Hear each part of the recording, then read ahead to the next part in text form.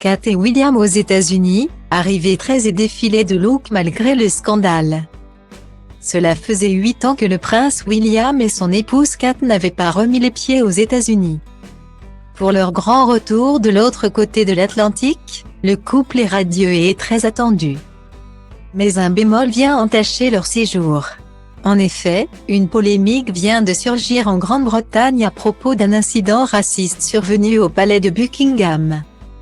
Une ancienne assistante de la reine Elisabeth II a démissionné mercredi 30 novembre après avoir posé des questions insistantes sur ses origines à une militante féministe noire lors d'une réception à Buckingham, provoquant un scandale qui assombrit le déplacement du couple princier britannique.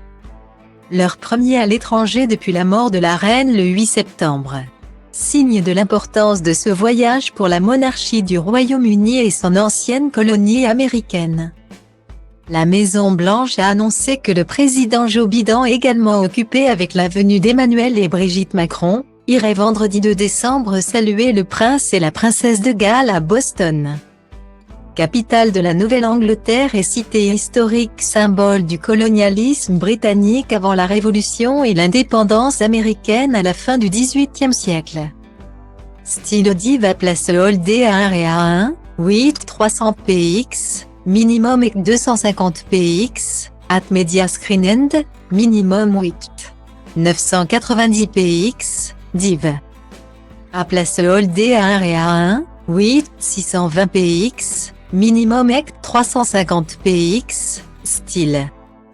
Pour notre première visite à l'étranger depuis la mort de ma grand-mère, je voudrais remercier la population du Massachusetts, et Boston en particulier, pour leurs nombreux hommages rendus à la reine disparue. Elle se souvenait avec une grande affection de sa visite pour le bicentenaire de la Révolution, en 1976. A déclaré William à l'aéroport de Boston. William et Kate ont été chaleureusement accueillis par la maire de Boston Michelle Wu, première américaine d'origine asiatique à diriger la ville, et par la future gouverneure du Massachusetts Maura Healey, première femme lesbienne élue à la tête d'un État américain. Âgée de 40 ans, parent de 3 enfants, George, 9 ans, Charlotte, 7 ans et Louis, 4 ans, il s'applique à projeter une image plus moderne et accessible de la monarchie, mais aussi un sens du devoir irréprochable. Style Diva Place Holiday A1 et A2, 8 300 px, minimum 250 px, at Media Screen End, minimum 8 990 px, div. À Place Holiday A1 et A2, 8 620 px, minimum 350 px, style. La princesse de Galles s'efforce également d'afficher son style chic avec mesure, même si elle a déjà changé plusieurs fois de tenue durant une même journée. Tout a commencé avec un tailleur sombre Alexander McQueen aux épaulettes marquées, des escarpages en Vito Rossi et surtout des boucles d'oreilles en saphir qui font résonner la mémoire de Diana.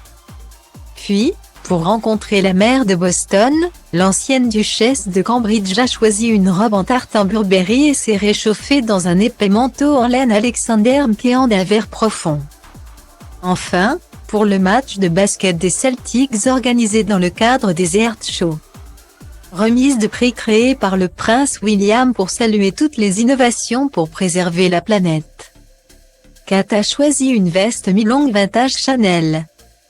Aucune rencontre n'est programmée entre William et son frère Harry, qui vit en Californie avec son épouse Meghan Markle et leurs 2 jeunes enfants Archie et Lilibet. Les 2 couples sont notoirement en froid, notamment depuis l'interview télévisée des Sussex aux États-Unis en mars 2021 face à Oprah Winfrey, qui avait accusé la famille royale de racisme.